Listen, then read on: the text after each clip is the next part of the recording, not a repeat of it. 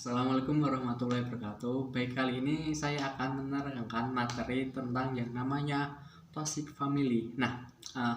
Yang namanya sebuah kehidupan tentu saja tidak selalu mulus, terutama dalam sebuah unit terkecil, yaitu yang bernama keluarga, yang merupakan lingkungan terkecil dan paling dekat dengan diri kita. Tetapi apa daya jika dalam lingkungan terkecil saja sering mendapati banyak permasalahan, mulai dari yang wajar hingga tidak sehat.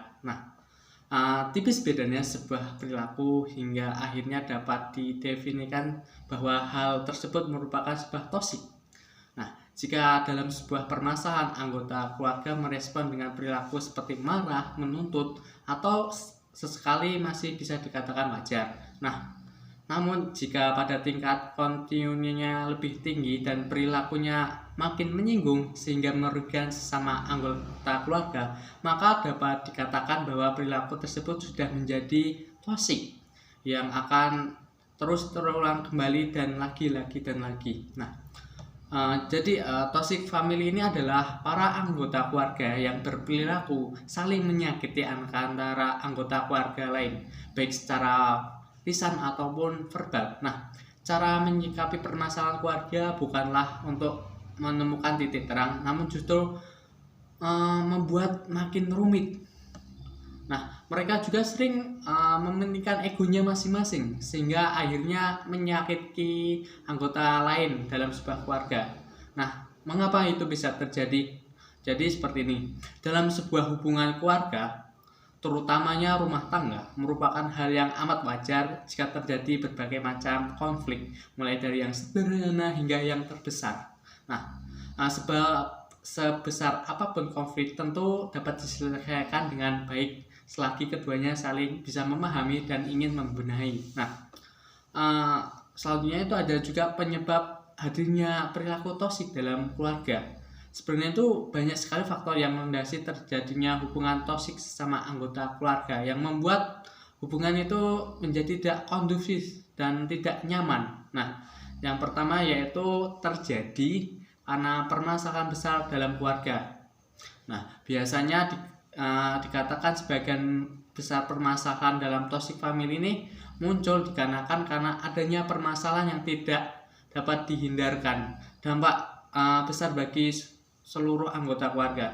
Beberapa contohnya seperti perceraian, musibah besar, menurunnya keadaan ekonomi keluarga secara drastis, dan lain sebagainya.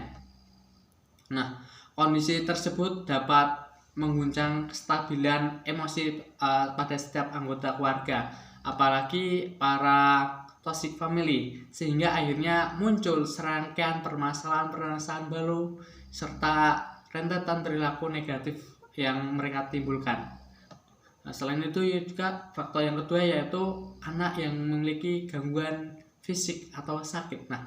Pada beberapa kondisi keluarga, terkadang penyebab timbulnya perilaku toksik ini juga dipicu oleh gangguan fisik atau penyakit yang diderita oleh anak mereka.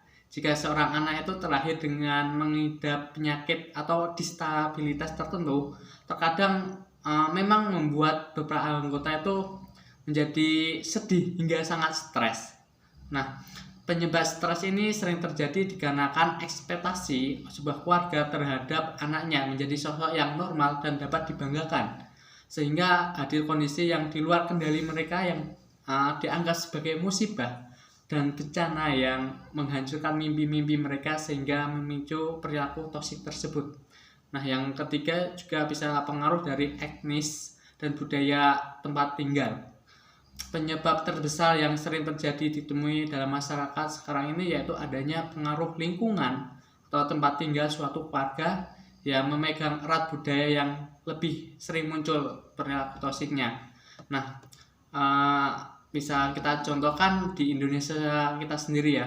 Pada beberapa daerah pelosok masih kerap terjadi budaya nikah muda, sehingga jika ada suatu anak dari sebuah keluarga yang telah mencapai umur rata-rata pernikahan di sana, belum juga menikah, maka akan selalu dihunjing dan mendapatkan tekanan sosial yang akhirnya mempengaruhi anggota keluarga tersebut.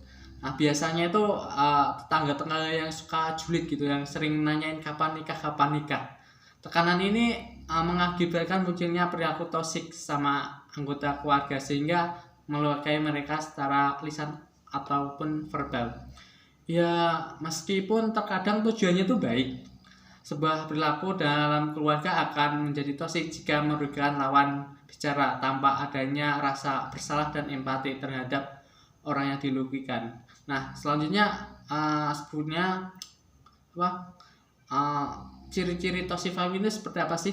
Nah, agar kita dapat memahami sifat toksik, maka kita perlu tahu ciri-cirinya. Berikut ciri-cirinya. Yang pertama yaitu merasa tidak nyaman di rumah atau dengan anggota rumah. Jadi biasanya rumah itu seharusnya identik dengan tempat ternyaman dan selalu dirindukan. Mungkin tidak akan dirasakan oleh mereka ketika berada di lingkungan toxic family. Nah, berbeda dalam lingkungan toxic family yang hanya membuat siapapun di dalamnya merasa tidak nyaman dan perasaannya sesak, yang membuat mereka tuh ingin segera pergi, nggak ingin lama di rumah tuh ngapain, karena memang serasa toksik sekali. Bahkan tak jarang perasaan itu disebabkan oleh anggota keluarga tertentu yang membuat kita ingin selalu menghindari dan malas berinteraksi dengannya. Selain itu juga dampak yang buruk itu perilaku yang dilakukan dalam toxic family dapat membuat hubungan antara anggota itu renggang. Jadi ada gap antara anggota keluarga tersebut. Tinggal di lingkungan yang toksik kerap juga membuat kita harus berpura-pura bahagia demi menyembunyikan luka. Lalu menyembunyikan luka agar kita terlihat baik-baik saja, walaupun di dalam dirinya itu merasa tertekan. Nah, selanjutnya ciri-cirinya ada yang kedua, yaitu warga lebih sering menuntut dibandingkan mendukung. Nah, apakah kita sering merasa keluarga kita tuh terlalu menuntut banyak hal? Jika menuntut sewajarnya itu seperti giat belajar, mungkin masih dalam kategori wajar. Nah, namun jika tuntutannya yang diminta tidak seimbang dengan dukungan apa yang dipikirkan tentang perasaan kita, maka kemungkinan keluarga itu merupakan salah satu keluarga toksik. Nah, lebih parahnya terkadang kita sering dibandingkan dengan anggota keluarga lainnya atas ketidakmampuan dan dalam suatu hal. Padahal seharusnya sesama anggota keluarga itu harus saling memberikan support, dukungan satu sama lain. Semisal kita punya kakak kita itu bisa udah lulus kuliah, bisa kerja dan sebagainya, sedangkan kita tuh belum bisa apa-apa, masih jadi beban. Jadi serasa dibandingkan dengan kakak kita gitu. Itu salah satu ciri keluarga toxic family, dan disitu juga kurang memberikan dukungan. Dalam toxic family juga kita mungkin akan merasa tertekan atas tuntutan yang diberikan oleh orang sekitar kita. Hal tersebut juga membuat diri kita menjadi takut dengan yang namanya kegagalan. Nah, yang ketiga ciri-cirinya yaitu menyakiti secara lisan dan verbal. Nah, salah satu yang dilakukan oleh toxic pupil ini yaitu mereka kerap sekali menyakiti secara lisan bahkan verbal lawan bicaranya, baik secara sadar maupun tidak sadar. Tetapi perilaku ini merupakan kebiasaan yang makin sering dilakukan dalam keluarga toksik. Nah, biasanya para anggota keluarga toksik ini cenderung temperamen yang sangat tinggi dan sering mengeluarkan kata-kata yang membuat lawan bicaranya tuh nggak enak. Pokoknya kata-kata yang nggak enak untuk kita dengar gitu loh. Hal ini membuat keadaan rumah itu menjadi sangat tidak kondusif dan tidak sehat lagi bagi perkembangan anak-anak di dalam rumah tersebut. Nah, yang keempat yaitu ciri-cirinya jarang memberikan aspirasi. Nah, pada umumnya dalam sebuah keluarga akan memberikan respon positif berupa aspirasi atas usaha yang telah dilakukan kita. Meskipun terkadang hasilnya belum sesuai, akan tetapi dalam toxic family biasanya tidak terlalu mempedulikan hal tersebut. Nah, anggota keluarga yang toksik ini akan lebih mementingkan dirinya sendiri daripada orang lain. Mereka mungkin akan menganggap urusan orang lain itu tidak penting, apalagi urusan hati, orang-orang yang beracun dalam rumah ini tidak akan repot-repot menjaga perasaan keluarganya. Maksudnya nggak peduli ucapan itu menyakitin orang lain apa enggak gitu loh. Sehingga seberapa usaha yang kita lakrahkan mencapai suatu tujuan itu tidak mendapat respon yang baik dari keluarga. Yang kelima, ciri-cirinya yaitu kebutuhan tidak terpenuhi. Nah, dalam rumah tangga tertentu, setiap anggota keluarga berhak memenuhi kebutuhan mereka dan mendapatkan jaminan kenyamanan dan serta keamanan. Namun sayang, pada kondisi keluarga beracun ini, kita mungkin merasa tidak banyak kebutuhan pokok itu nggak terpenuhi. Kebutuhan ini biasanya menjadi kebutuhan seperti makanan, pakaian, tempat tinggal, serta kebutuhan sekunder yang mampu mendukung kegiatan kita sehari-hari. Selain itu juga sebagai sesama manusia mudah semestinya kita dapat berhak dan merasa nyaman dan aman mendapatkan hak asasi kita sebagai salah satu anggota dalam keluarga tersebut.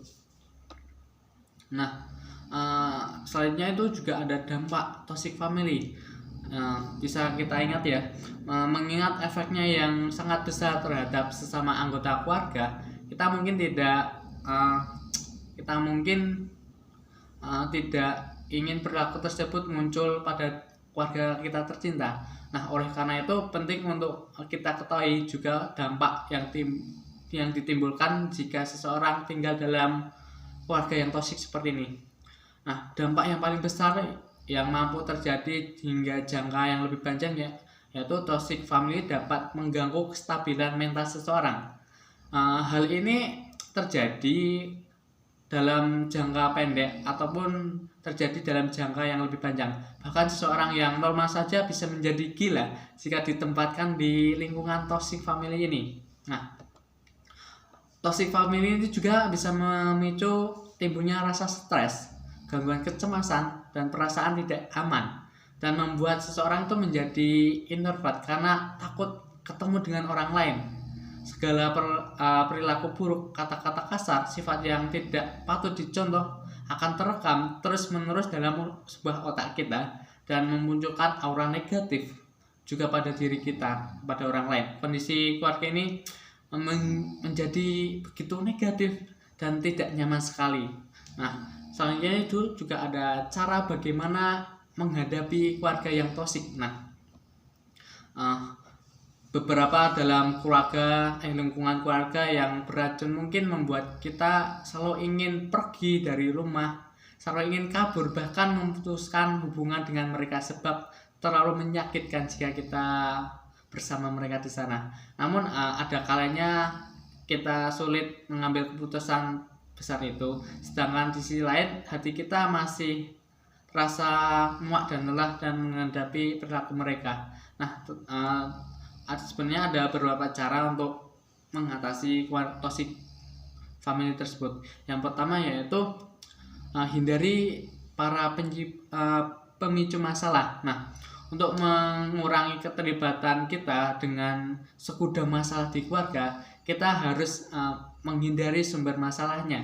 Sumber masalah di sini bisa saja tentang suatu hal yang semisal dibicarakan topik yang agak sensitif atau salah satu orang yang toksik, semisal orang yang paling menyebabkan masalah. Nah, jika terjadi suatu masalah dalam keluarga, kita tidak perlu turun tangan ketika masalah serasa mungkin semakin memburuk. Jangan membahas hal-hal yang dapat memicu emosi para toxic people itu. Nah, yang kedua, jangan takut untuk berkata tidak. Nah, terkadang menolak dapat menjadi cara paling ampuh untuk mengurangi permasalahan dalam hidup diri kita itu. Terutama jika berada di keluarga toksik. Kita mungkin tidak ingin ikut campur urusan mereka, tetapi tidak enak sebab masih keluarga sendiri gitu. Maka kita perlu tahu kapan waktu tepat untuk berkata tidak ketika mereka memintamu untuk melakukan sesuatu yang sekiranya nggak menambah masalah menjadi belibet-libet gitu.